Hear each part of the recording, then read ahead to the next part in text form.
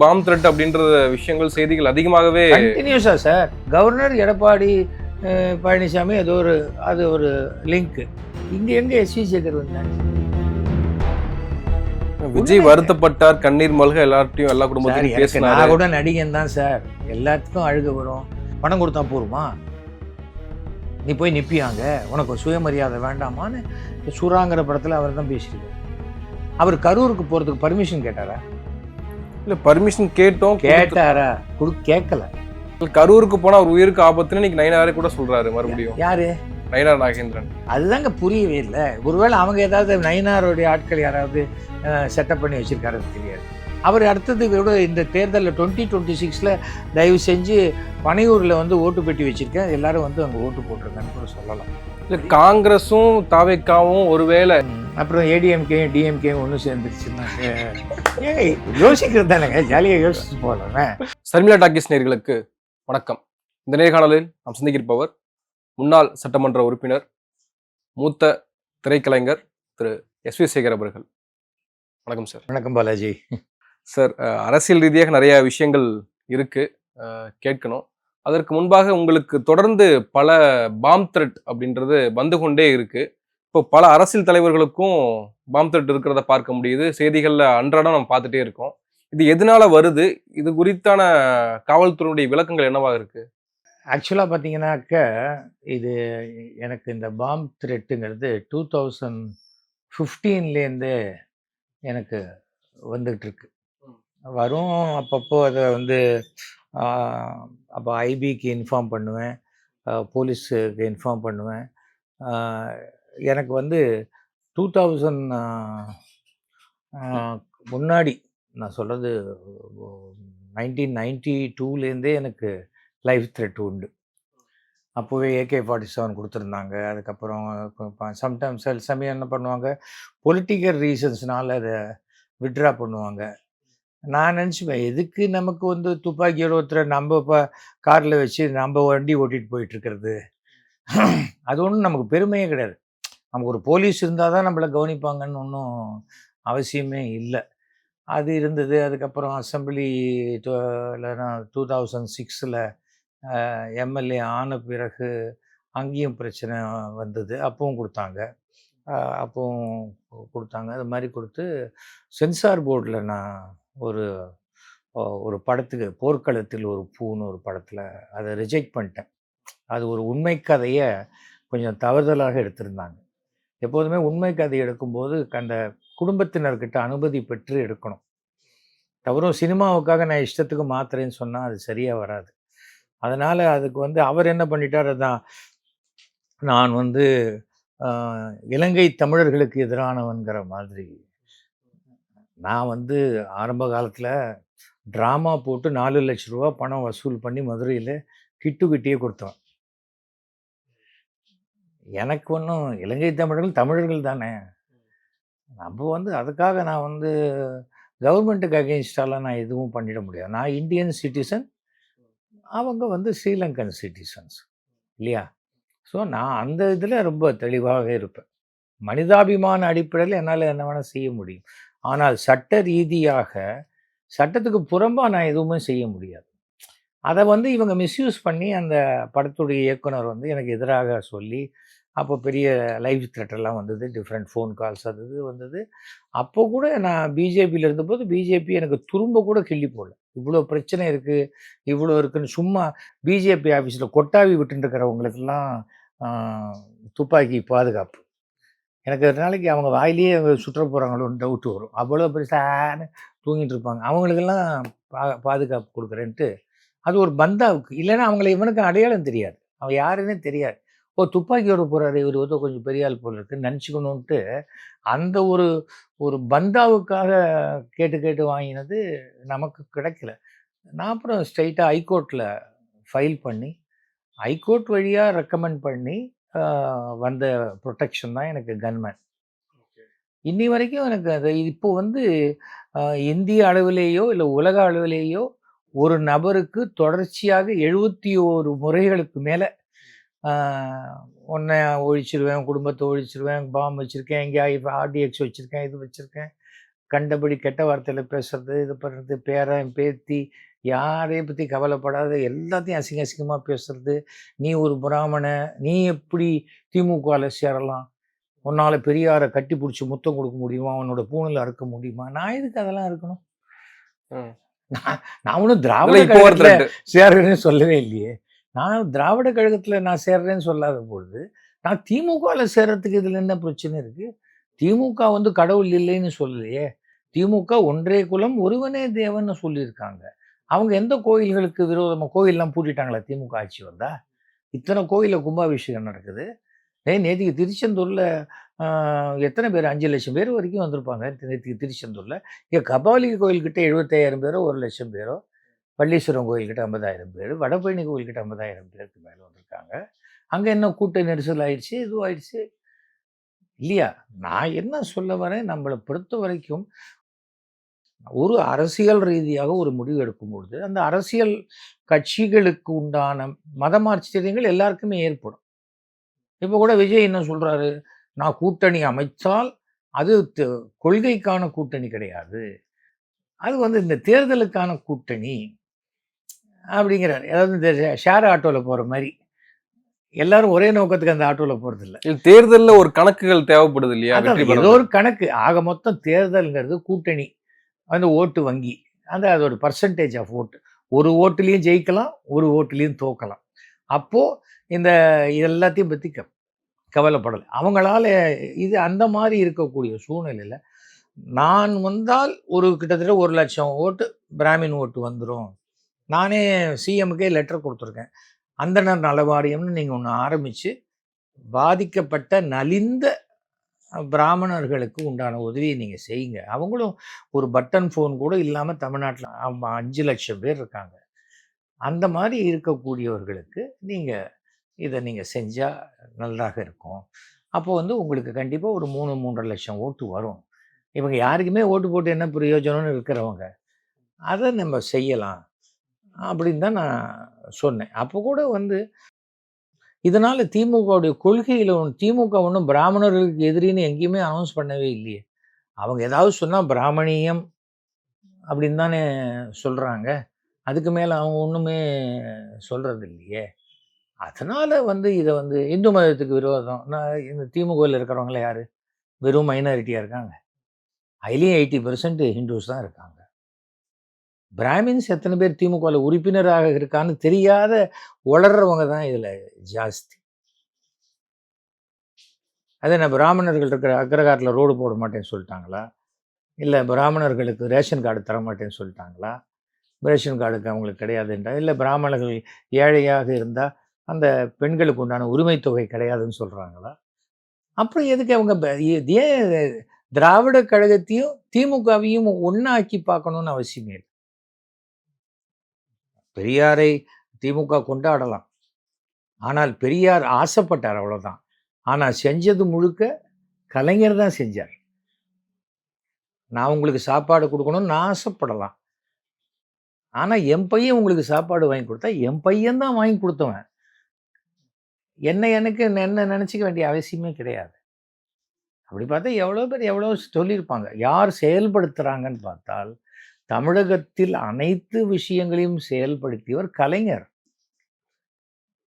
என்னை பொறுத்த வரைக்கும் கலைஞரைத்தான் மிக உயர்வாக சொல்ல வேண்டுமே தவிர, கலைஞர் சொன்னார், நான் பெரியார் அவருடைய பள்ளிக்கூடத்தில் படித்தேன், ஏதோ அவர் சொன்னார், அது வேறு விஷயம்.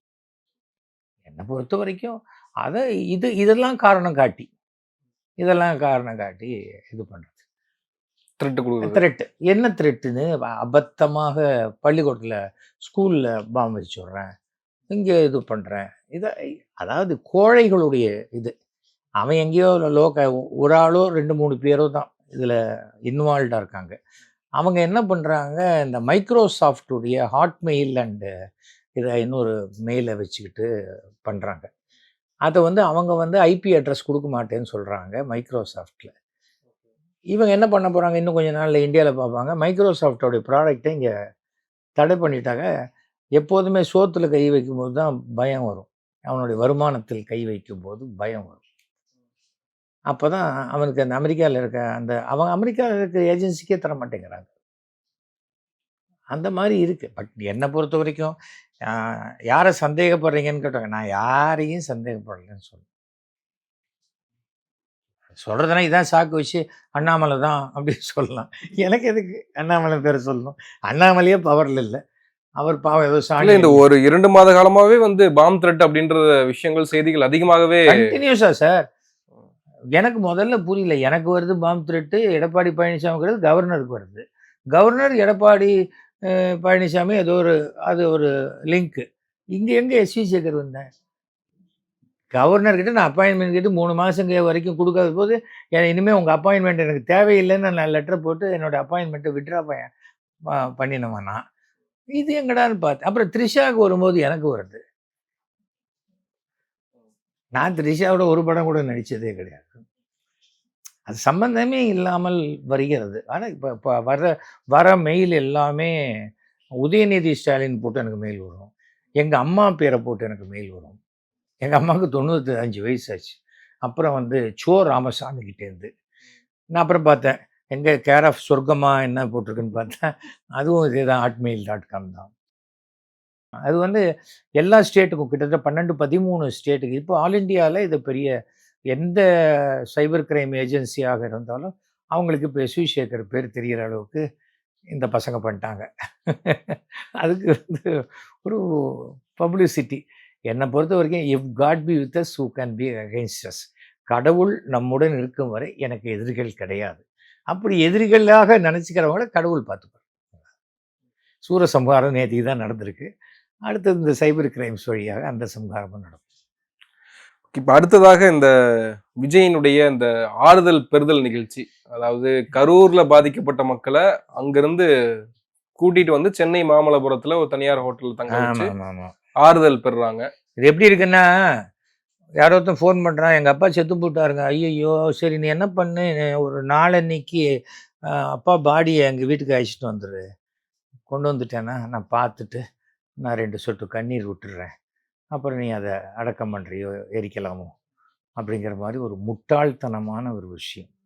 அதாவது ஒரு வறுமையை பயன்படுத்தி நான் 20 லட்ச ரூபா கொடுக்குறேன், அந்த 20 லட்ச ரூபாய்க்கு நான் சொன்னதெல்லாம் நீ கேட்கணுங்கிற மாதிரியான ஒரு மனோபாவம். அதாவது அரசியலில் வந்து விஜயுடைய ரசிகர்கள் தான் கொஞ்சம் எதுவுமே தற்குறிகளாக இருப்பாங்கன்னு பார்த்தா, விஜயே ஒன்றும் தெரியாத ஒரு நபராக அந்த 50 வருஷம் ரொம்ப கோல்டன் ஸ்பூனில் வளர்ந்த பையன். அப்பா பெரிய டைரக்டருடைய பையனாக இருக்கும் பொழுது வளர்ந்த பையன். அதனால் கஷ்டம்னா என்னன்னு தெரியாது. ஆரம்பத்துலேருந்தே விஜய்க்கு வந்து 4 பேர் வந்தாலும் என்ன கூட்டமாக வந்துட்டீங்க அப்படின்னு கேட்குறவர் அவர். அப்படி யாரிடையுமே அவர் கேரவனுக்குள்ளே யாரையுமே அலோவ் பண்ணுறது கிடையாது. அவர் விருப்பப்பட்டா தான் வந்து பார்க்கணும். அவர் விருப்பப்பட்டா தான் பேசுவார். எனக்கு தெரிந்த ஒரு நடிகர் பத்திரிக்கை கொடுக்க போயிருக்காரு. என்ன நீங்கள் பாட்டுக்கு வரீங்க ஒரு அப்பாயின்மெண்ட்டுக்குள்ளார அப்படின்ட்டு போயிட்டாராம். அந்த பத்திரிக்கை கூட வாங்கிக்கலையா. நான் வேற. நான் ஜெயலலிதாவுக்கு என்னுடைய கட்சியில் இருக்கும் பொழுது சொல்கிறேன். என் மகளுடைய கல்யாண பத்திரிகையை நான் கொடுக்கறதுக்காக அப்பாயின்மெண்ட் கேட்குறேன். 2 நாள் ஆச்சு 3 நாள் ஆச்சு கொடுக்கல. நான் ஒரு ஃபஸ்ட்டு பத்திரிக்கை நம்மளுடைய வயசில் பெரியவங்க. அதுக்கு முன்னாடி நான் சங்கர மடத்தில் கொண்டு பெரியவாகிட்ட ஆசீர்வாதம் வாங்கிட்டு வந்துட்டேன். அப்புறம் கொண்டு போய் கொடுக்கறதுக்கு போனால் ஒன்றும் பதிலே இல்லை. ஒன்றும் சொல்லலை, ஒன்றும் பதிலே வரல. நான் பார்த்தேன், நேராக கொண்டு போய் அந்த வாசலில் டப்பாவில் போட்டு வந்துட்டேன். அவ்வளோதான். வந்தால் வராங்க, வராட்ட போகிறாங்க. 8000 பேர் வந்தாங்க என்னுடைய பொண்ணு கல்யாணத்துக்கு. இங்கே ராஜா அண்ணாமலைபுரத்தில் இங்கே கல்யாண மண்டபத்தில் எம்ஆர்சியில் நடக்குது. சாந்தோம் சர்ச் வரைக்கும் டிராஃபிக் ஜாமு. என்ன பண்ண முடியும்? எப்போதுமே விருப்பம் உள்ளவர்கள் நம்மளை ஆசீர்வதிக்கணும்னு நினைக்கிறவங்க கிட்ட போனால் போதும். அந்த மாதிரி என்னுடைய மனோபாவம். ஆனால் விஜய்க்கு இருக்கிறவங்க இவங்க இதில் ரொம்ப பாராட்ட வேண்டிய ஒரு விஷயம், அந்த சங்கவிங்கிற ஒரு பெண் தன்னுடைய கணவர் இறந்ததுக்காக வந்து விஜய் ஆறுதல் சொல்வார்னு சொன்னாங்களாம். அப்புறம் அவங்கள கூப்பிடவும் இல்லை போல இருக்கு. மெட்ராஸுக்கும் கூப்பிடலையா, என்ன அவரு வந்து ஃபோன் கால்ல நான் கரூருக்கு வரேன்னு சொல்லி இருந்தாரு. ஆனால் திரும்பி வந்து நீங்க சென்னையில வர வைக்கிறது வந்து எனக்கு பிடிக்கல. அது நான் வந்து போகல. உண்மையான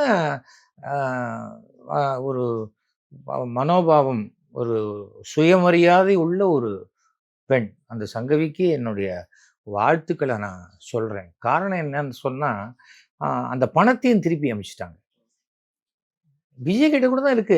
800 கோடி ரூபா இருக்கலாம். ஒரு படத்துக்கு 200 கோடி ரூபான்னு சமீப காலத்திலேயே ஒரு 1000 கோடி ரூபா சம்பாதிச்சிருக்கலாம். இல்ல 30% 40% டாக்ஸ் கட்டியிருந்தா கூட 600 கோடி ரூபா பணம் இருக்கு. திருச்சியில நேத்திக்கு போஸ்டர் ஒட்டியிருக்காங்க. உங்களுக்காக போய் செத்து போன ஒருத்தனுக்கு வாழ்த்து கூட சொல்ல, இத ஒரு ஆறுதல் கூட நீங்க சொல்லல.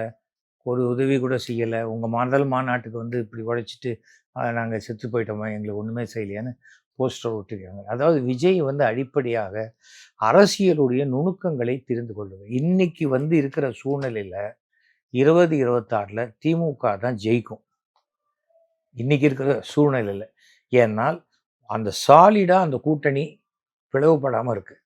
இன்னும் ஒரு 2 பார்ட்டி எக்ஸ்ட்ரா உள்ள வர மாதிரி தான் இருக்கு. நீங்க காங்கிரஸ்ல இருந்திருக்கீங்க. ஆனால் இன்னைக்கு காங்கிரஸும் தாவேக்காவும் இணைந்து காங்கிரஸ்ல இங்க பேசுறதெல்லாம் யாரும் கவுண்ட் பண்ணவே மாட்டாங்க சார். டெல்லி டிசைட் பண்ணணும். இங்க சும்மா எல்லாரும் தன்னுடைய இம்பார்ட்டன்ஸுக்காக என்ன வேணா பேசுவாங்க. எந்த எந்த அரசியல் கட்சி டெல்லியிலேருந்து ஆப்ரேட் பண்ணாலும், whether it is Congress or BJP. இங்க அண்ணாமலை குதின்னு குதிச்சாரு. அப்படி சுண்டி விட்டுட்டு டக்குன்னு நயினாரை கொண்டு வரலையா? அண்ணாமலை ஆசைக்கு டெல்லி பிஜேபி இருக்காது. அதை தாண்டி நிறைய சம்பாதிச்சு அப்புறம் நான் வந்து இப்போ சாணி அள்ளுறேன், மாடு வளர்க்குறேன், அது குட்டி போடும், என்ன வேணா பேசிக்கலாம். பட் டெல்லி தான் டிசைட் பண்ணும். ஒரு விஷயத்த நல்லா புரிஞ்சுக்கணும். இந்த அசெம்பிளி எலெக்ஷனை வச்சுக்கிட்டே பேசிக்கிட்டு இருக்காங்க காங்கிரஸ்காரங்க. ஆனால் ராகுல் காந்திக்கோ சோனியா காந்தி அவர்களுக்கோ வரும் பாராளுமன்ற தேர்தலில் நம்ம முக்கிய இடத்தை பிடிக்கிறதுக்கு திமுக வேண்டும்ங்கிற நினைக்கிறவங்க அவங்க. சும்மா லோக்கலாக நான் மயிலாப்பூர் எம்எல்ஏ அப்படின்னா மயிலாப்பூரை பற்றி யோசிச்சா போகிறோம். நான் எதுக்கு மிசோரத்தை பற்றி பேசணும்? அந்த மாதிரி தான் இது. தவறு இங்கே யாரை என்னைக்கு மாற்றுவாங்கன்னே தெரியாது. தவிர வந்து இவர்கள்லாம் குட்டி தலைவர்கள். இங்கே இருக்கிறவங்க ஸ்டாலின் அகில இந்திய தலைவர். நான் நினைச்சா உடனே ஸ்டாலினை பார்க்கணும், நான் நினைச்சா ஸ்டாலின் என்ன வந்து பார்க்கணும், இப்படிலாம் ஆசைப்படலாம். நடக்குமா சொல்லுங்க? நடக்காது. இது வந்து விவரம் புரியாம பண்றது. இது மாதிரி எல்லாம் பண்ணாக்க 60 சீட்டு கேட்டோம். 60 சீட்டு கேட்ட போதே ஒரு தடவை என்னாச்சு? அப்பவும் 4 சீட் தான் ஜெயிச்சாங்க. இன்னைக்கு போன டைம் வந்து 25 கேட்டு அதில் 18 ஜெயிச்சிருக்காங்க. எது போன எலெக்ஷன்ல. அவ்வளவுதாங்க. அவரு வந்து காங்கிரஸும் சரி பிஜேபி இனிமே வளராது தமிழ்நாட்டில், பாசிபிளே கிடையாது.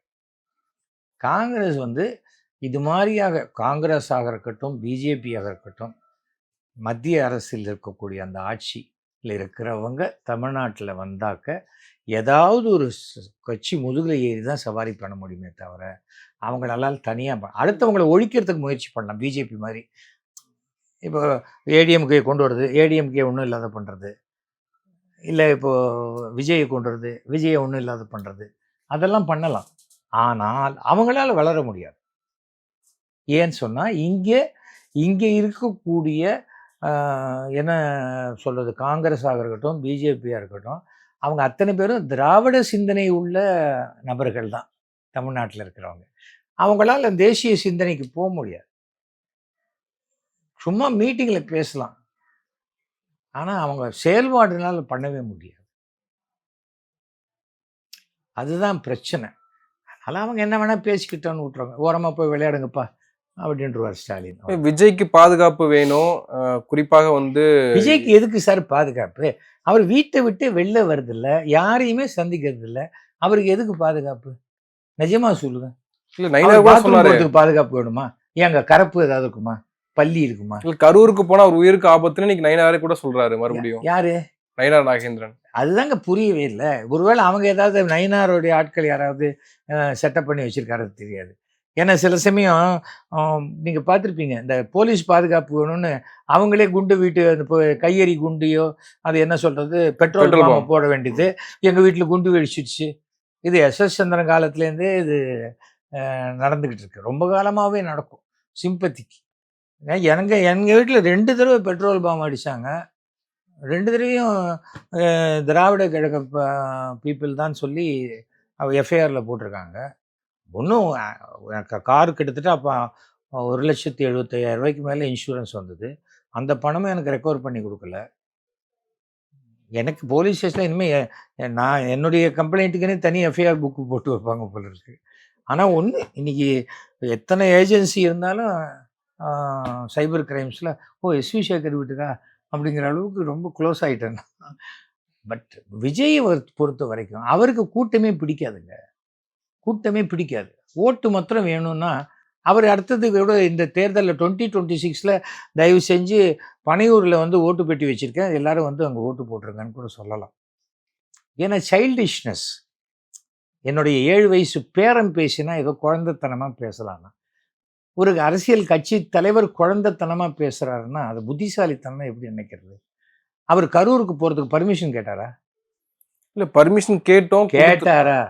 கேட்கல.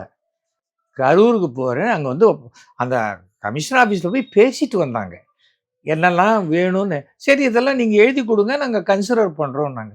அப்புறம் அவங்க போகல. அவங்க என்ன பண்ணுறாங்க, டிஜிட்டலில் கட்சி நடத்துகிறாங்க.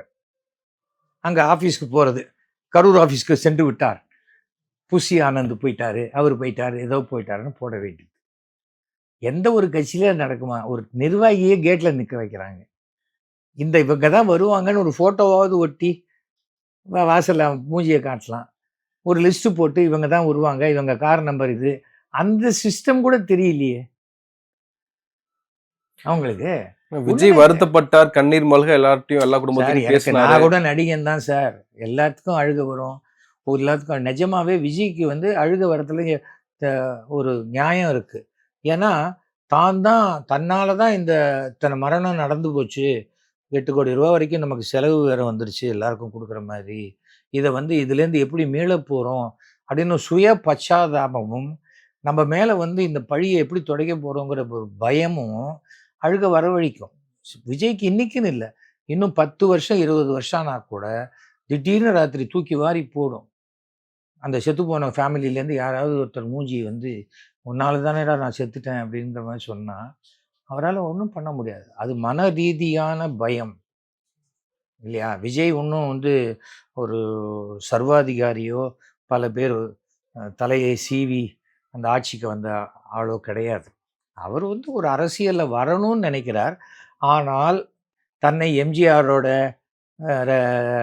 ரஜினிகாந்தோட, விஜயகாந்தோட தன்னை கம்பேர் பண்ணிக்கிறது தான் அபத்தமாக இருக்குது. எம்ஜிஆர் 20 வருஷம் ஒரு கட்சியில் இருந்து அந்த கட்சியினுடைய வளர்ச்சிக்காக பாடுபட்டு அந்த கட்சி தொண்டனாக ஒரு பிளவு ஏற்பட்டு அதுலேருந்து வெளியில் தன்னுடைய தொண்டர்களோட அரசியல். இவர் வெறும் விசில் அடிச்சாங்க குஞ்சுகளோட கட்சி ஆரம்பிக்க. அந்த எம்ஜிஆர் உருவாக்கிய கட்சி தான் இன்னைக்கு விஜய் எங்ககிட்ட வாங்கன்னு கேட்குறாங்களே, வெளிப்படையாவே அழைப்பு விடுக்கிறாங்க. சார் நீங்கள் ஒரு விஷயத்தை புரிஞ்சுக்கங்க சார், எம்ஜிஆர் ஜெயலலிதா கிட்டேயே எப்படி இருந்தவர்? இவங்கெல்லாம் ஜெயலலிதா முகத்தை நேரம் அப்படி பார்த்து என்ன மாதிரி பேக்கெட்டில் கை போட்டுன்னு பேசுனவங்களா? அவங்க கண்ணை பார்த்து பேசியிருப்பாங்களா? அம்மா அது இல்லைம்மா, அது இல்லைம்மா, அது இல்லைம்மான்னு தானே பேசியிருக்காங்க. எடப்பாடி என்ன, எடப்பாடி எப்படி வந்தாருங்கிறது நான் சொல்ல வேண்டிய அவசியமே கிடையாது. புரிஞ்சுக்கோங்க. சசிகலா கை காட்டி, சசிகலா வா தம்பி உட்கார் அப்படின்னு உட்காத்தி வச்சவங்க அவங்க. அவங்க என்னமோ பெரிய தொண்டர் படையோட பெரிய தலைவனாக இருந்தவன். வந்த பிறகு அது அதிமுகவை எங்கேயுமே அதிகாரத்துக்கு வந்த பிறகு நமக்கு ஒரு ஃபாலோவிங் வரும். அந்த அதிகாரத்தினால சம்பாதிச்ச பணத்தை வச்சுக்கிட்டு பல பேரை விலைக்கு வாங்கலாம். ஆனால் அதனால நிஜ தலைவனாகலாம் ஏற்றுக்க மாட்டாங்க. பாக்கெட்டில் எத்தனையோ பேர் ஃபோட்டோவை சொருகி வச்சுருப்பாங்க. ஒன்றுமே இல்லை, எந்த கட்சியிலையும் இல்லாத ஒருத்தன் வீட்டில் 5 கட்சியோடைய வேஷ்டி வச்சுருப்பான் சார். அவனுக்கு ஏதாவது வேலை ஆகணும்னா எந்த கட்சி ஆட்சியில் இருக்கோ அந்த கரை வேஷ்டியை கட்டிட்டானே, நான் நம்ம கட்சி ஆளுங்க எனக்கு இதை பண்ணி கொடுவானேன்னு போய் கேட்பான். இது ஒரு அடிப்படையான ஒரு சின்ன சாமர்த்தியம். எடப்பாடி போய் கேட்கறது, எடப்பாடி என்ன ஒரு 50 படம் நடிச்சிட்டாரா? எடப்பாடியே நாளைக்கு கூட்டணிக்கு போகிறதுன்னு டிசைட் பண்ணால் கூட எடப்பாடி தான் டிசைட் பண்ணிட்டு இருக்கார். விஜய் இன்னும் டிசைட் பண்ணல. நான் விஜய் எடப்பாடியோட நான் ஸ்டேஜ் ஏற மாட்டேன்னு விஜய் சொல்லிட்டா பரவாயில்ல கூட்டணிக்கு நீ இன்னைக்கு பாட்டுக்கு பேசிக்கோங்க அப்படிங்கலாம். நான் தான் முதலமைச்சர்னு சொல்லணும்னு சொல்லிட்டா எடப்பாடி சரிம்பாரா? விரும்பின கூட்டணின்னு பேசுறீங்களே தவிர, அந்த கூட்டணியில எத்தனை தொகுதி ஒதுக்க போறாங்க? ஆனா என்ன சொல்லுவார் விஜயோட கூட்டணி போனா, நான் தொகுதி ஒதுக்குறேன். நான் எடுத்துட்டது போக பாக்கிய உங்களுக்கு தரேன். நல்லா விஜய் புரிஞ்சுக்கணும். எம்ஜிஆர் வந்து கட்சி ஆரம்பிச்சு ஜெயிச்சார். அதே சமயம் விஜயகாந்த் 234 தொகுதியில நின்று அவர் மட்டும்தான் ஜெயிச்சார். விஜயகாந்த் ஒருவர் மட்டும்தான் ஜெயிச்சார் 234 தொகுதியிலையும் ஆளை போட்டு. கமலஹாசன் அது கூட ஜெயிக்கல. புரிஞ்சுக்கோங்க. என் வீட்டுக்கு வந்து ஓட்டு கேட்கலப்பா, உங்க தெருக்கு வந்தாரு, எங்க தெருக்கு வரலையே, நான் ஏன் அவருக்கு ஓட்டு போடணும்? அப்படித்தான் மனோபாவம் இருக்கு மக்களுக்கு. ஓட்டு போடுற அன்னைக்கு நான் ராஜா, என்னை வந்து கேட்கல, இல்லை நான் ஏன் உனக்கு ஓட்டு போடணும், நான் வேற ஒருத்தருக்கு அமைக்கிட்டு போறேன், அப்படித்தான் சொல்லுவாங்க. அந்த பட்டனை அமுக்கிறவன் குடிகாரனாக இருக்கலாம், குப்பை பொறுக்கிறவனாக இருக்கலாம், சமுதாயத்தில் எந்த அந்தஸ்தும் இல்லாதவனாக இருக்கலாம், அவன் கடங்காரனாக இருக்கலாம், யாரா வேணா இருக்கலாம். ஆனால் அவன் அன்னைக்கு ராஜா. அந்த பட்டனை ஏதோ கார்டு வச்சிருக்கேன், நான் அமுக்கினாதான் உனக்கு ஓட்டு, அந்த மனோபாவம் இருக்கும். அப்போ நான் அவனுக்கு துட்டு கொடுத்து அனுப்பிச்சிட்டேன் ஓட்டு போடுன்னு, அவர் கூட தான் துட்டு கொடுக்குறாரு. நான் அவர் வந்து எங்கிட்ட அவரே வந்து கொடுத்து போடுப்பா அப்படின்னு சொல்கிறாரு. ஒரு குடம் வேற கொடுத்தாரு, நான் அவருக்கு தான் போடுவேன்னு தான் போடுவாங்க. இப்ப அரசியல்ல வந்து ஒரு உழைப்பை நம்ம கொடுத்தே ஆகணும். அது அதீத உழைப்பை நம்ம கொடுத்தாகணும். அடிப்படை உழைப்பு கூட கொடுக்கல சார் விஜய். அவர் கேரவனுக்குள்ள உட்கார்ந்துருக்காரு சார். கேரவனுக்குள்ள உட்காந்துக்கிட்டு கேரவனுக்குள்ளே பண்ணி நான் நாளைக்கே கேட்குறேன். சரி விஜய் ஜெயிச்சிட்டாருங்க ஒரு தொகுதி, அவர் ஒரு தொகுதி ஜெயிச்சிட்டார், ஒரு எம்எல்ஏ ஆயிட்டார் வச்சுக்காங்க, ஒரு பேச்சுக்கு தான் சொல்கிறேன். ஆயிட்டார்னா அவர் ஒரே ஒரு எம்எல்ஏவா ஆயிட்டு சட்டசபையில் போய் கர்ஜிக்க முடியுமா? உட்காரு உட்காரு அப்படின்றவாங்க. சில பேர் கூப்பிட்டு வச்சு அவனை உள்ள வச்சு செய்யணும்ட்டு, நீ வா உள்ள வா அப்படின்னு கூப்பிடுவாங்க தெரியுமா? சில சினிமாவில் அவன் உள்ள கூப்பிடு வச்சு செய்வோம் அப்படிங்கிற மாதிரி. அசம்பிளிக்குள்ள போன பிறகு வச்சு செய்யலாம்னு நினைக்கும் பொழுது ஒரு பிரச்சனை கூட கேள்விப்பட்டேன். கமலுக்கு கூட ரீகவுண்டிங்ல 150 ஓட்டா 200 ஓட்டுலயோ தோத்து போனார் இல்லையா கமல்? சொற்ப ஓட்டுல தோத்து போனார். அதை கூட ரீகவுண்டிங் போடலாங்கும் போது பாக்கி எல்லாரும் போயாச்சு, நாம மட்டும் உள்ள போய் அசிங்கப்படணுமா இந்த டார்ச் லைட்டோட அப்படின்னு யோசிச்சு தான் அந்த ரீகவுண்டிங்லாம் வேணான்ட்டாருன்னு சொன்னதா கேள்விப்பட்டேன். கமல் விஜயோட பெரிய நடிகர் இல்லைன்னு விஜய் நினச்சிக்கிட்டா கூட கமல் வயசு விஜய்க்கு ஆகலைங்கிறது தான் உண்மை. கமலுடைய அனுபவம் விஜய்க்கு இல்லைங்கிறது தான் உண்மை. கமல் அரசியல் தெரியாமல் அரசியலுக்குள்ள வந்துட்டு எது யதார்த்த அரசியல்னு தெரிஞ்சுக்கிட்டு தான் இப்போ ப்ரெசன்ட் டே மேட்டர் எடுத்திருக்காரு. என்ன எடுத்துக்கங்க, திமுகவுக்கு எனக்கு திமுக வேண்டாம், நான் திமுக வேண்டாம் தான் நான் சொல்லிட்டு இருந்தேன். ஆனால் அரசியல்னு பார்க்கும்பொழுது ஆரம்பத்திலேருந்து நான் திமுகவோட தான் தொடர்பு. 96 எலெக்ஷன்ல மேயர் எலெக்ஷன்ல திரு ஸ்டாலின் அவர்கள் நிற்கும் போது அப்போ திமுக ஆட்சி.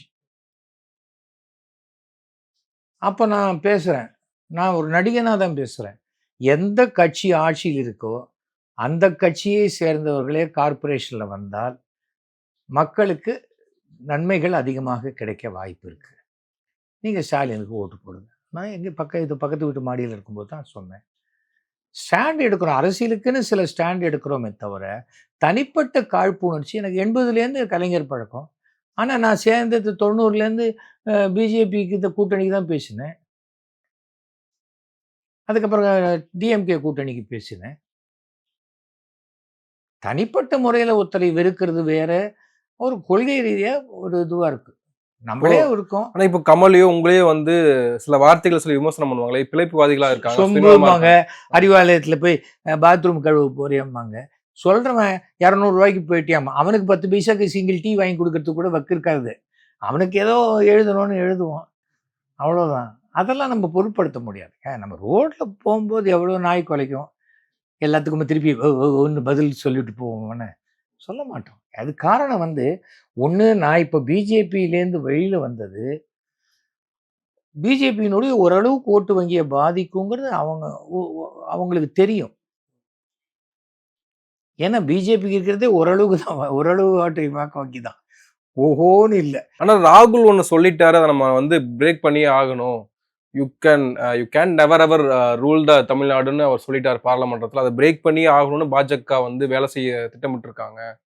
எப்படியாவது தமிழ்நாட்டை கேப்சர் பண்ணியே ஆகணும்னு பாஜக. எப்படியாவது கேப்சர் பண்ணணும்னா தமிழ்நாட்டை சுற்றி யாரோ ஒரு டைரக்டர் வந்து ஒரு பிரிட்ஜுக்கு நடுவில் சங்கிலி போட்டாரு, அது மாதிரி தமிழ்நாடு சுற்றி வேலி போட்டுக்கலாம். பண்ணவே முடியாதுங்க. எப்போ அவங்க மதத்தை கையில் எடுத்துக்கொண்டு வேலை செய்கிறார்களோ பிஜேபினால தமிழ்நாட்டில் வரவே முடியாது. சுற்றி சுற்றி சுற்றி அதான் பண்ணுறாங்க. இப்போ கூட அவங்க ஜிஎஸ்டி குறைச்சேன்னு சொன்னாங்க சார். ஜிஎஸ்டியை குறைச்சா எல்லாத்தையும் குறைச்சாங்க. 18%, 5% அதெல்லாம் பண்ணாங்க. சிகரெட்டு விலை எவ்வளோ இருந்தது? 18% இருந்தது, 40% ஆக்கிட்டோம். அது ஒரு உடலுக்கு தீமை விளைவிக்கக்கூடிய ஒரு விஷயம், இப்படியெல்லாம் பேசினாங்க. கடைசியில் பார்த்தா பீடிக்கு 5% ஆக்கிட்டாங்க. பீடி தான் சிகரெட்டை விட ரொம்ப கடுமையாக கேன்சரை உண்டு பண்ணக்கூடிய பீடியும் சுருட்டும். ஏன் பண்ணாங்க? ஏன்னா நார்த் இந்தியா லாபியில் பீடி லாபி ரொம்ப பெருசு. தவிரவும் இவங்க ஜிஎஸ்டியை இதற்கு குறைக்க போகிறேன், இப்பெல்லாம் குறைக்க போகிறேன், ஒரு 6 மாதம் முன்னாடியே சொல்லிட்டாங்க சம்மந்தப்பட்டவங்களுக்கு. ஸோ சம்மந்தப்பட்டவங்க எல்லாருமே எவ்வளோ குறைக்க போகிறாங்களோ அந்த அளவுக்கு விலையை ஏற்றின்ட்டாங்க. இப்போ தெரியலையா, ஆடி மாத தள்ளுபடின்னு போடுவோம், 90 ரூபா பொருள், அதை கரெக்டாக 190 போட்டு 100 ரூபாய்க்கு கொடுக்குறேம்பாங்க.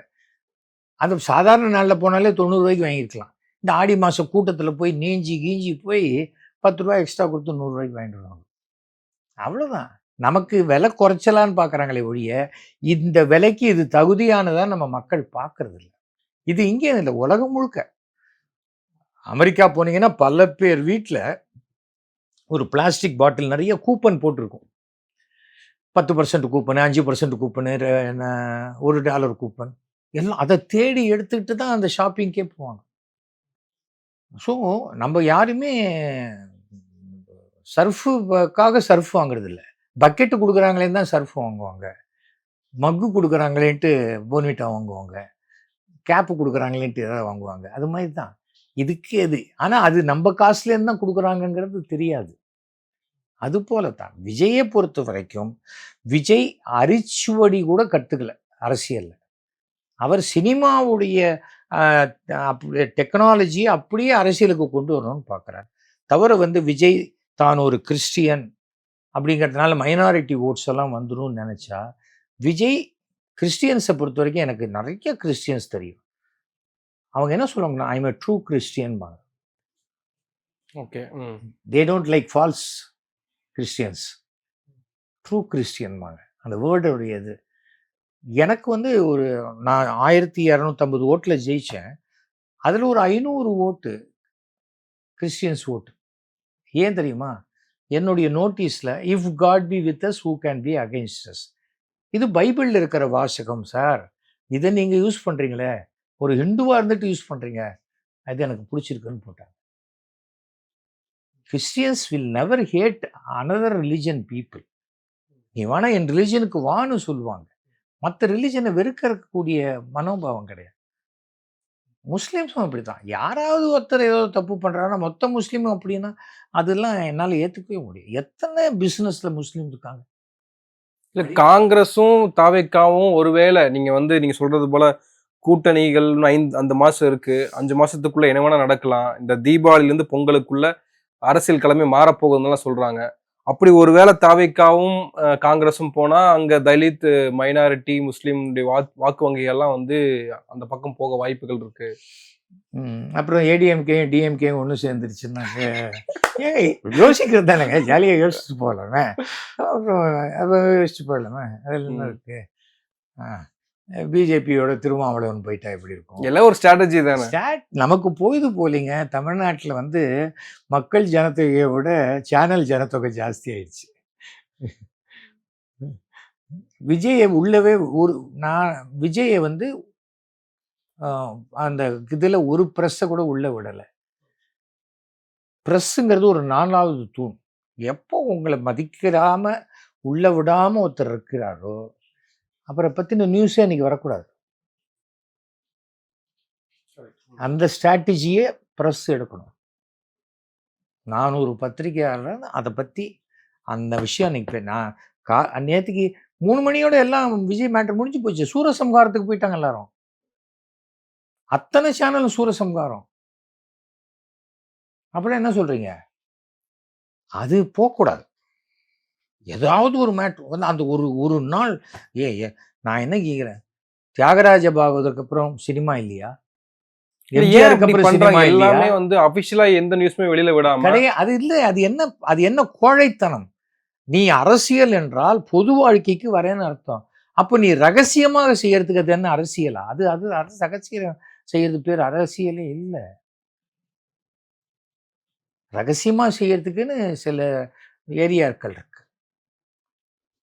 என் காதலியை நான் சந்திக்கலாம், எனக்கு என்னுடைய பரம விரோதியை சந்திச்சு நட்பு பாராட்டுறதுக்கு போறதுக்கு பண்ணலாம். அரசியல்ல மக்களை சந்திக்கிறதுக்கு இவருக்கு மக்களை சந்திக்க பிடிக்காதுங்க. முதல்ல இன்னைக்கு சொல்றீங்கல்ல 41 பேர் மேட்டரே இல்லை. முதல்ல இருந்து மேடை 10 அடி ஒசரத்துல இருந்து தூக்கி தூக்கி போடலையா பவுன்சர்ஸ்? அவர் வந்து தன்னுடைய ரசிகர்களை அணில் குஞ்சுகளை போத்தான் நடத்துறானே தவிர ஒரு சமமான அந்த ஆள் பிளட்டு கொடுத்தா கூட நம்ம உயிர் காப்பாற்றப்படலாம். அந்த ஆள் வந்து நாளைக்கு படிச்சாக்க நமக்கு மேலே ஒரு கலெக்டரா வந்து அதிகாரம் பண்ணக்கூடியது அந்த மாதிரி நினைக்கவே இல்லை அவர் யாரையுமே. அவர் மனோபாவம் அப்படி. அவர் ஜாதகத்தை பார்த்தா தெரியும். அவர் ஜாதகத்துலலாம் ஒன்றும் தமிழ்நாட்டை ஆள்றதுக்கெல்லாம் ஒன்றும் கிடையாது. அவருக்கே கொஞ்சம் இப்போதான் இதேதான் ஸ்டாலினுக்கும் சொன்னாங்க. ஆனால் இல்ல ஜாதகப்படி ஸ்டாலினுக்கும் வாய்ப்புகள் இல்லை அப்படின்னாங்க. ஆனால் அவர் வந்தார்ல. ஸ்டாலினுக்கு வாய்ப்பு இல்லைன்னு யார் சொன்னது? 2 ஜாதகங்கிறது வந்து 2 விஷயம் இருக்குங்க. ஜாதகம் பொய் இல்லை, ஜோதிடர் தப்பானவராக இருப்பாங்க இல்லையா? நல்ல டாக்டருங்க, கைராசியான டாக்டர், ₹2 மருந்து கொடுத்தா கூட குணமாயிடுவாங்க. 10 லட்ச ரூபா செலவு வச்சேன், கடைசியில் பாடியாக திருப்பி கொடுத்தாரு அந்த டாக்டர் அப்படின்னு சொல்கிறவங்களும் இருக்காங்க இல்லையா?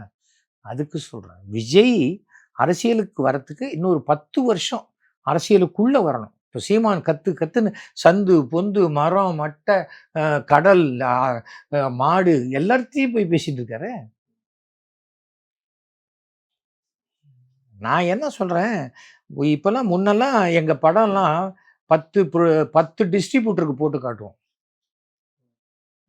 அப்புறம் தெரிஞ்ச ஃப்ரெண்ட்ஸுக்கெல்லாம் போட்டு காட்டுவோம். அதற்கு பிறகு அதில் ஏதாவது கரெக்ஷன் பண்ணணும்ட்டு நீ தியேட்டருக்கு போகும்போது 100 டேஸ் படம், சில்வர் ஜூப்ளி படம்னு போகும்.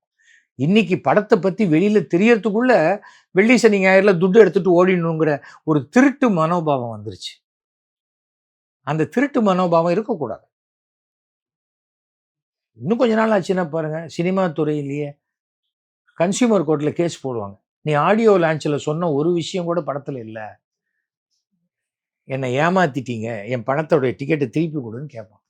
எனக்கு மன உளைச்சல் உன் படத்துக்கு வந்து என்ன பண்ணுவீங்க? யோசிச்சு பாருங்க. நீங்க தானே சொல்றீங்க இது உலகத்திலே இல்லாத கதை, உலகத்திலே இல்லாத இது. அதுக்கு தான் போறாங்க. இருட்டு அறையில் முருட்டு குத்து மாதிரி இப்போ டியூடு படம் கொஞ்சம் வந்திருக்கு, அவ்வளோதான். எல்லாத்துக்கும் மார்க்கெட் இருக்கு பாஸ், எல்லாத்துக்கும் மார்க்கெட் இருக்கு. இப்போ ஜாதி படம், ஜாதி ரீதியான படங்கள் எனக்கு பிடிக்காது, எனக்கு பிடிக்காது. ஆனால் அதை எடுக்கக்கூடாதுன்னு சொல்றதுக்கு எனக்கு எந்த ரைட்ஸும் கிடையாது. ஏனென்றால் சினிமா இதைத்தான் எடுக்கணும்னு சொல்றதுக்கு யாருக்குமே ரைட்ஸ் கிடையாது. நான் பார்க்க மாட்டேன். என் ஜாதியை வச்சு யாரோ ஒருத்தன் ஒரு படம் எடுத்துட்டான்னா ஒன்று நான் கோர்ட்டில் கேஸ் போடுவேன், இல்லை அந்த படத்தை புறக்கணிச்சிருவேன். அதையே போய் பார்த்து என்ன இப்படி சொல்லிட்டானேன்னு இந்த குரங்கு வந்து சிறங்க சொரிஞ்சுக்கிற மாதிரி சொரிஞ்சுட்டு இருக்கக்கூடாது. தவிர வந்து கலை உலகம் என்பது ஒரு பெரிய பிளே கிரவுண்டு. அதில் கிரிக்கெட் ஆட தெரிஞ்சவன் கிரிக்கெட் ஆடுவான், ஃபுட்பால் ஆட தெரிஞ்சவன் ஃபுட்பால் ஆடுவான், கில்லி ஆட தெரிஞ்சவன் அவன் ஓரமாக கில்லி ஆடுவான், கோலி ஆட தெரிஞ்சவன் ஓரமாக கோலி ஆடுவான். எல்லாமே கேம் தான். கபடி ஆட தெரிஞ்சவன் அங்கே கபடி நினச்சி பார்த்துருக்கீங்களா? இன்றைக்கி இன்டர்நேஷ்னல் கேம் ஆகி இன்றைக்கி நம்ம ஒரு கண்ணகி நகர் பொண்ணு தங்கப்பதக்கம் வாங்கிட்டு வந்திருக்கா. யோசிச்சு பாருங்க. கண்ணகி நகர்ங்கிறது என்ன? இங்கே இருக்கிற ஸ்லம்மெல்லாம் கிளியர் பண்ணி எல்லாரையும் ஊரை விட்டு ஒதுக்கு அது ஊருக்கு நடுவில் ஆகி இன்னைக்கு தமிழ்நாட்டுக்கு ஒரு அடையாளம் ஆயிடுச்சு அந்த கண்ணகி நகருடைய அந்த விஷயம், அந்த பொண்ணுடைய அந்த அவார்டு. சாதாரணமான விஷயம் இல்லையே. அதே போல் சங்கவிக்கும் விஜய்க்கும் என்ன இது பெயர் பொருத்தம்னு தெரியல. ஆனால் சங்கவி அந்த அந்த பெண்ணுடைய கணவர் இறந்ததுக்கு என்னுடைய மனமார்ந்த ஒரு ஆழ்ந்த இரங்கலை தெரிவிச்சுக்கிறேன். எத்தனை கோடி பணம் கொடுத்தாலும் அந்த கணவர் திரும்பி வரப்போறது. நீ வா, நான் அழுகுறேன், அதை பார்த்து நீ என்ன சமாதானப்படுத்திட்டு போ. உனக்கு ஒரு ஸ்வீட் வச்சுருக்கேன் பற்றியா, ஒரு ஸ்வீட் வச்சுருக்கேன், காரம், நம்மெல்லாம் சாப்பிட்டுட்டு நல்லபடியாக போகலான்னு. நீ யோசிச்சு பார்க்க முடியுமாங்க? இறந்தவர்கள் வீட்டுக்கு தான் போகணும். இறந்தவர்கள் வீட்டுக்கு நாம் போயிட்டு வந்து அந்த துக்கம் அவங்களுக்கும் இருக்கக்கூடாது, அதே மாதிரி துக்கம் நமக்கும் வரக்கூடாதுன்னா நாம் வீட்டில் குளிக்கிறோம். இறந்தவங்க எல்லாரையும் நம்ம வீட்டுக்கு வரவழைக்கிறோம்னாக்க, அப்போது உன்னுடைய பண திமிரும் அகங்காரமும் அதிகாரமும், அவங்க ஏழை, நான் காசு கொடுத்துருக்கேன், நல்ல வேலை போகிறச்சே திரும்பி போகிறச்சே லாரியில் போங்கடான்னு அனுப்பாமல் பஸ்ஸுலேயே அனுப்பிச்சிருக்காரு. அது வரைக்கும் பணம் அவருக்கு பெருசாக தெரியல. இன்னைக்கு பணம் மட்டும் பெருசாக தெரியாதனால, பணம் இருக்குது அப்படிங்கிறதுனால அவருக்கு மற்ற மனித அடிப்படை குணங்கள் தெரியல விஜய்க்கு. பாவம், கொஞ்சம் ரொம்ப இம்மெச்சூர்டு, ரொம்ப வருத்தத்துக்குரிய ஒரு விஷயம். அடுத்தவனுடைய கவலையும் வருத்தமும் நீ சினிமாவில் காமிச்சா போகிறார். இன்னைக்கு விஜய் பேசுகிற எல்லா வசனங்களும் இவர் விஜய் பண்ண விஷயத்துக்கு விஜயே திட்டி பேசின வசனங்கள்லாம் இருக்கு. பணம் கொடுத்தா போருமா, நீ போய் நிற்பியாங்க, உனக்கு சுயமரியாதை வேண்டாமான்னு சுறாங்கிற படத்தில் அவர் தான் பேசியிருக்காரு. குடிச்சிங்கெல்லாம் கொளுத்தி விட்டு செத்து போடுவாங்க, காசு கொடுக்குறேன்றாரு, போய் வாங்கிக்கலாமான்னு கேட்பாங்க. அப்போது என்ன பண்ணணும், இன்னும் அடிக்கனாவே இருந்துட்டு போயிடலாம். என்ன இப்போ அவர் என்ன அதிகாரத்தை வந்து என்ன செஞ்சுக்க போகிறார்? இப்போ என்ன சைக்கிளில் போயிட்டுருக்காரா? நாளைக்கு அரசியலுக்கு வந்து சம்பாதிச்சு பண்ணுவார். அவரால் ஒரு துரும்ப கூட மாற்ற முடியாதுங்க, மாற்ற முடியாது. யாராலையுமே பெருசாக மாற்றிட முடியாது. ஏன்னா அரசியல்வாதிகள் 5 வருஷத்துக்குள்ள மாறுறாங்க, அதிகாரிகள் 58 வயசு வரைக்கும் மாறாமல் இருக்காங்க. அதிகாரிகள் நினைச்சாதான் ஒரு சிஸ்டம் மாறும், அரசியல்வாதிகள் நினைச்சா மாற வாய்ப்பு கிடையாது. அதனால தானே பிரச்சனை. ஒரு அதிகாரி தப்பு பண்ண உடனே அவர் வேற ஊருக்கு தானே மாத்துறாங்களே தவிர டிஸ்மிஸ் பண்றது இல்லையே. நான் ரஜினி கிட்ட பேசும்போது சொன்னேன், மெக்கானிசத்தை மாத்தாத வரைக்கும் மெக்கானிக்கை மாத்தி என்ன பண்ண போறோம்? ஒரு மிஷின் மிஷின், அதை நீ எவ்வளோ நல்ல மெக்கானிக்கை போட்டாலும் மிஷின் ஓட்ட. நம்ம அரசியலமைப்பு சட்டத்திலேருந்து எல்லாத்தையுமே கொண்டு வந்து மாற்றினாதான் அரசியல் விஷயங்கள் மாறும். இல்லைன்னா எப்படி மாறும்? மாற வாய்ப்பு இல்லை. நான் சொல்றது யதார்த்தம். இது இந்த கட்சி அந்த கட்சி இல்லை, எந்த கட்சியாக இருந்தாலும் ஓரளவுக்கு தான் சரி பண்ண முடியும். நேற்றுக்கு பாருங்க, பிஜேபியில் அமர் பிரசாத் ரெட்டி ஒரு அரசு வேலையாக போகும்போது துணை முதல்வர் உதயநிதி அரட்ராயர் போட்டு போறார். பிஜேபி கட்சியிலேயே பெண்களுக்கு பாதுகாப்பு இல்லைன்னு நிறைய பேர் கம்ப்ளைண்ட் கொடுத்தாங்கன்னு பத்திரிகையிலேயே நிறைய விமர்சனங்கள் வருது. ஒரு எவ்வளோ ஒரு கொஞ்சம் கூட அறிவை யூஸ் பண்ணாம அந்த அமர் பிரசாத் ரெட்டி பேட்டி கொடுத்துருக்காரு. அவங்க அரசியல் ஆட்சி விஷயமாக கவர்மெண்டோடைய விஷயமாக போகலை, வாக்கிங் போகும்போது அப்படியே போய் பார்க்குறாங்க. சாப்பிட்டுட்டே இருக்கேன், ஒரு ஃபோன் வருது, கொடுத்தா இடது கையில் வாங்கி, இடது கையில் வாங்கினே என்னை அவமானப்படுத்திட்டேன்னு எவ்வளோ சொல்கிறது, எவ்வளோ முட்டாள்தனமோ. ரைட்டு, எச்ச கை இது, இந்த கையில் எப்படி வாங்கிக்க முடியும்? அவர்கள் இப்போ மார்னிங் வாக்கிங் போகிறாங்க, வாக்கிங் போகும்போது அப்படியே அந்த இடத்துக்கு போய் பார்க்குறாங்க. அவர் பேட்ஜ், கட்சியோட பேட்ஜ் போட்டிருக்காரு. இப்படி தான் பிஜேபி வந்து இந்த தமிழ்நாட்டில் தருதலைகள் கூட சொன்னார், ரொம்ப தற்கூரிகள். ஏன்னா பணம் விஷயம்னா ஒன்று சேர்ந்துருவாங்க, பாக்கி சில விஷயங்கள்லாம் ரொம்ப ஒன்று சேர்ந்துருவாங்க. அந்த அந்த அந்த தற்கூரித்தனம் ரொம்ப ஜாஸ்தியாக இருக்கிறதுனால தான் இந்த மாதிரி பேட்டி. நம்மளை பற்றி ஏதாவது வந்தால் போகிறோம் பேப்பரில், அதுக்கு ஏதாவது இப்போ ஒவ்வொரு ப்ரெஸ்ஸில் யாராவது ஒரு ஆளை பிடிச்சி வச்சுருப்பாங்க, கெஞ்சி கூத்தாடி என்னை பற்றி எதாவது போடு. ஒவ்வொரு பத்திரிகையும் ஒரு ஸ்டாண்ட் எடுக்கும். இந்த அமர் பிரசாத் ரெட்டியோடைய பேச்சு வேறு எந்த பத்திரிகையிலையும் வந்துருக்காது. இங்கே பார்த்தா அந்த ஒரே ஒரு பத்திரிகையில் வரும். அது இது என்ன, நீ யார் என்ன ட்ரெஸ் போட்டானே? கலைஞர் எவ்வளோ வீட்டில் வெறுமனே லுங்கியை கட்டிக்கிட்டு ஒரு பனியனோட துண்டை போட்டு சைன் பண்ண சட்டங்கள்லாம் இதுவா இல்லையா? கையெழுத்து போட்டதெல்லாம் பச்சை இங்கில். ஃபஸ்ட்டு புரிஞ்சுக்கணும். நானே வீட்டில் காலையில் ஆஃப் ட்ராயர் போட்டு தான் உட்காந்துருப்பேன். அப்போ எம்எல்ஏ இருக்கும்போது கூட இங்கே வாசலில் பேப்பர் படிப்பேன். யாரோ வருவாங்க, கையெழுத்து போடுவேன். உடனே ஐயோ கையெழுத்து எம்எல்ஏவுன்னு கையெழுத்து போட்டுட்டு உடனே சட்டை கிட்டே எல்லாம் போட்டு எல்லாம் வந்து கையெழுத்து போடுவேனே. பைத்தியங்க தான் இது மாதிரி பேசும். இதனால் ஒரு ஓட்டு கூட வராது. அவங்களுக்கும் தெரியும் ஒரு ஓட்டு கூட. ஏன்னா அவங்க ஓட்டே கடைசி நிமிஷத்தில் இதை திமுகவுக்கு போட்டாக்க நமக்கு ஏதாவது துட்டு கிடைக்கும்னு நினைக்கிறவங்களா இருப்பாங்க. 10,000 கொடிக்கம்பம் வைக்கிறேன்னாங்க. என்னாச்சு? தமிழ்நாட்டில் குண்டு வெடிப்பு கோயம்புத்தூர் 60 இடத்துல நான் மீட்டிங் போடுவேன். நாங்கள் என்னாச்சு? ஒன்றுமே செய்யலை. நான் மாடு வளர்ப்பேன், சாணி அள்ளுவேன், அதை மட்டும் கரெக்டாக செய்கிறது. அப்புறம் சீடர்கள் தானே இவங்கெல்லாம் அப்படி தான் இருப்பாங்க. அதாவது விஜய் வந்து யாரோட வேணால் கம்பேர் பண்ணலாம்.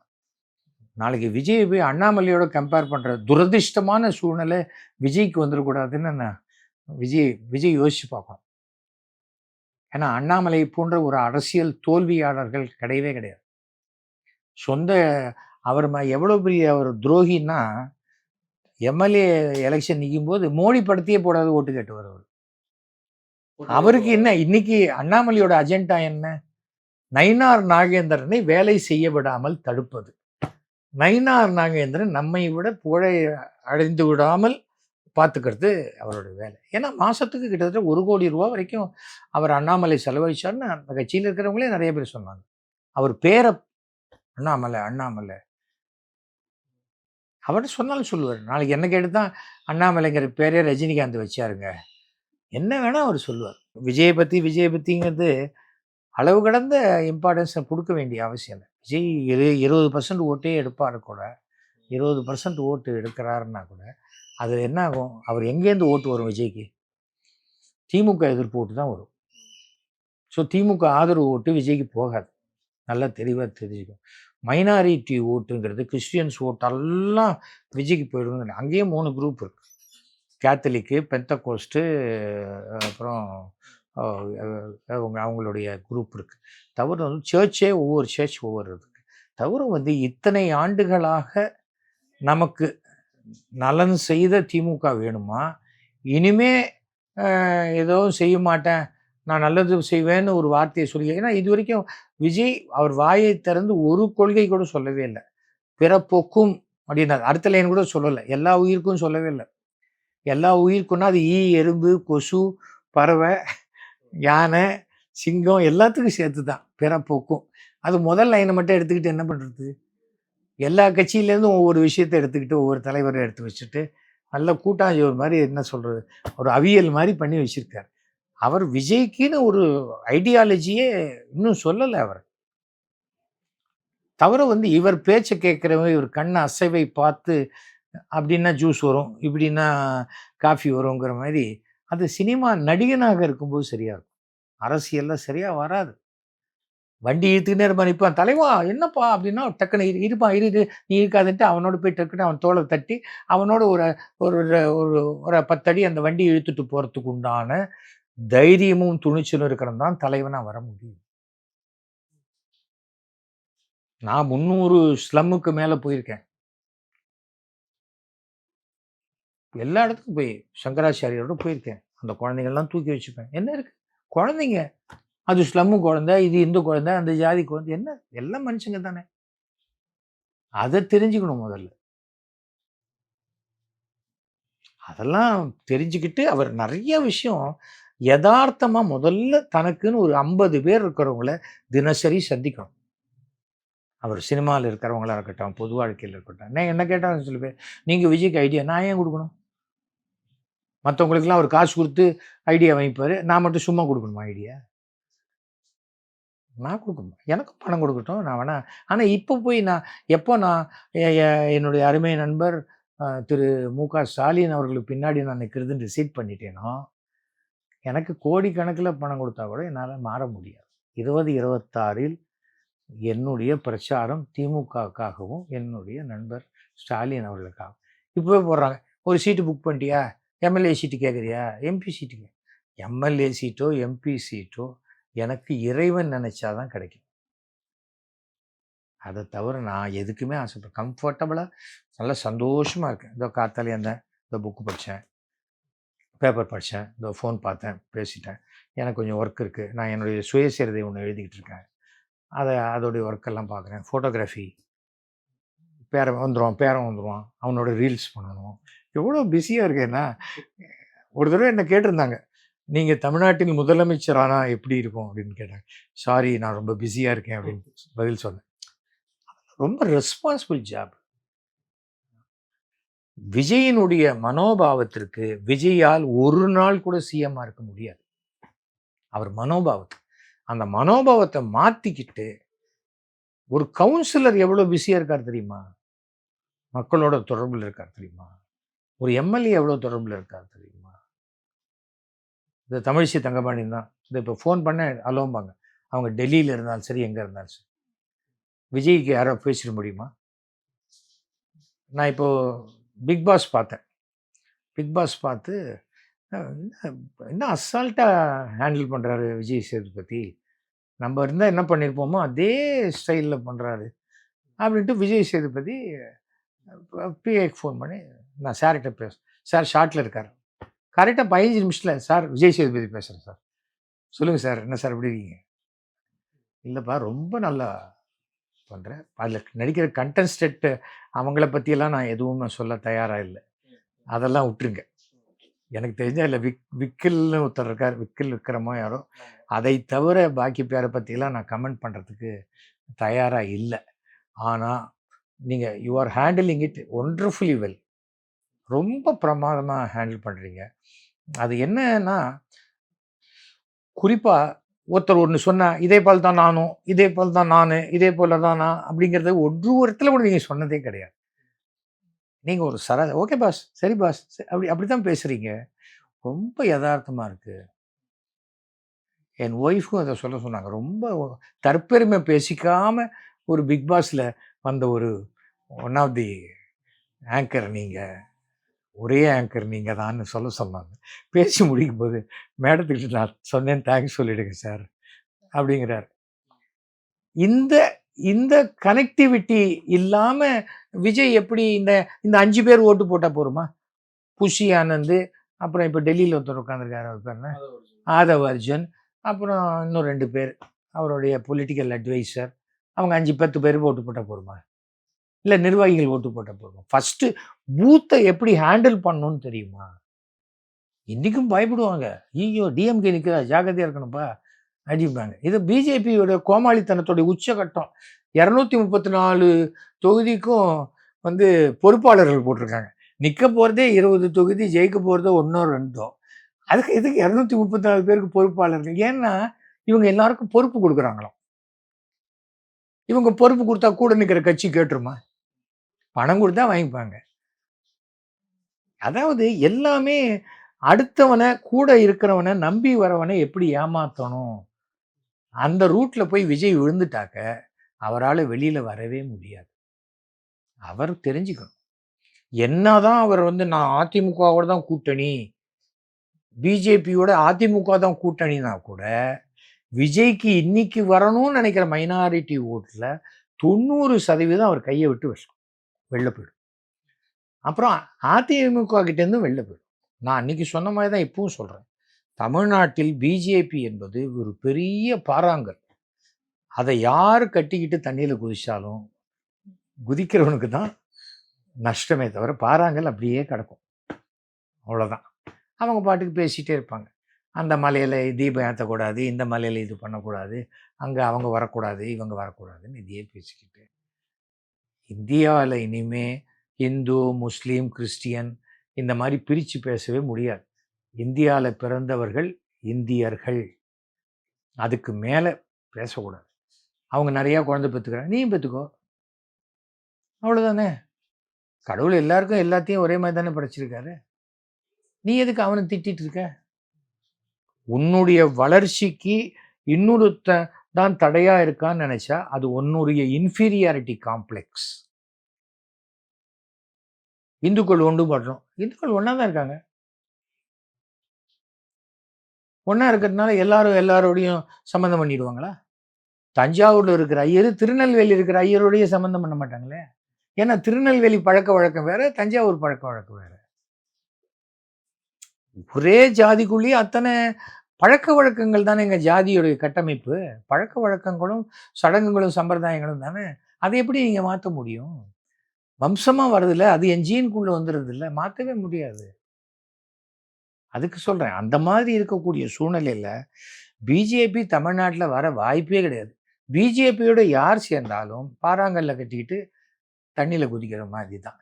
அதனால விஜயை பொறுத்த வரைக்கும், விஜய் இப்போ இருக்கிறது மாதிரி இப்போ இன்னும் 2, 3 படம்லாம் நடிச்சுட்டு கொஞ்சம் அப்படியே ஜனங்களோட பழக ஆரம்பிச்சு நிறைய மாநாடுகள் நடத்தி மக்களுக்கு என்ன வேணுமோ அதெல்லாம் அரசில் கொடுத்து, நான் இதெல்லாம் கொடுக்குறேன், இதெல்லாம் செஞ்சு கொடுங்க அப்படின்னு சொல்லி, அது விஜய் கேட்டார் செஞ்சு கொடுத்தோன்னு அவங்க சொல்லி, அதுக்கு பிறகு அந்த இது வரணும். சினிமா நடிகன்னு ஓட்டு போடுறதுக்கு பின்னாடி சுற்றுறாங்களா, அதில் பாதி பேருக்கு ஓட்டு கிடையாது. 18 வயசுக்கு மேலே இருக்கணும் ஓட்டு போடுறதுக்கு. அதனால் நிறைய இருக்குது. பாட்டில் விலையை குறைக்கிறேன்னா அப்போ என்னுடைய ரசிகர்கள்லாம் குடிகாரங்கன்னு சொல்கிறாங்க. பாட்டில் விலையை, அரிசி விலையை குறைக்கிறேன், உளுந்து விலையை குறைக்கிறேன் அப்படின்னு ஏதாவது சொல்லணும். பாட்டிலுக்கு 10 ரூபா வாங்கிட்டாருப்பா, என்ன குடிகாரன் பேசுகிற பேச்சு தான் இது. கைத்தட்டலுக்காக எதையும் பேசிடக்கூடாது பாஸ். அதுக்கு சொல்கிறேன், இப்போ நான் நகைச்சுவை நடிகர்னு நிறைய பேர் சொல்லுவாங்க. நான் நகைச்சுவை படங்களில் கதாநாயகனாக நடித்தேன். அதுக்காக டெய்லி நான் வந்து கவுண்டமணி சேர்ந்த மாதிரி பேர் கோடு போட்டு அண்டர்வேர் போட்டுக்கின்னு நான் கண்ணா சௌக்கியமாகிறியா அப்படின்னு ஜோக் சொல்லினே இருக்க முடியுமா? சரியா வராது. உன் முகம் ஒரு அதிகாரத்துக்குரிய முகமாக இருக்கணும். ஒரு நடிகனுக்கு உண்டான முகமாக இருந்தாக்க சரியா வர. இன்னும் அவர் யார் கொள்கை பரப்பு செயலாளர்லாம் அனௌன்ஸ் பண்ணலை. அதெல்லாம் அனௌன்ஸ் பண்ணும்போது அடுத்த இதெல்லாம் வரும். இன்னும் விஜய்க்கு எதிரான மீட்டிங்னு யாரும் பேச ஆரம்பிக்கலை. அந்த கூட்டணிங்கிறது முடிவாகுதோ இல்லையோ, தனிச்சு நிற்கிறாரோ இல்லையோ, அப்போ எல்லாமே ஜனவரிக்கு அப்புறம் தான் தெரியும். அது வரைக்கும் ஜாலியாக ஹேஷியங்களா இந்த நம்ம சேனலில் பேசுகிறோமா, ஓ 5 லட்சம் பேர் பார்த்துருக்காங்களா, சூப்பர்ப்பா, அவ்வளோதான். அதுக்கு மேலே அதில் எல்லளவும் பிரயோஜனமே கிடையாது. அது வரைக்கும் இந்த இதில் படத்தில் சொல்லுவாங்க, குழந்தைங்களை படிக்க வைங்கப்பா அப்படிங்கிற மாதிரி டிசம்பர் ஜனவரி வரைக்கும் எல்லாரும் அவங்கவுங்க வேலையை பாருங்கள். யாருக்கு ஓட்டு வேணுமோ அவங்க உங்கள் வீட்டை தேடி வருவாங்க. நீங்கள் யாரையும் தேடி போய் ஓட்டு போடாதீங்க. உங்கள் வீட்டை தேடி வந்து உங்களுக்கு நான் இதெல்லாம் செஞ்சுருக்கேன், தொடர்ந்து செய்வோன்னு சொல்கிறான் பாருங்கள், அவங்களுக்கு போடுங்க ஓட்டு.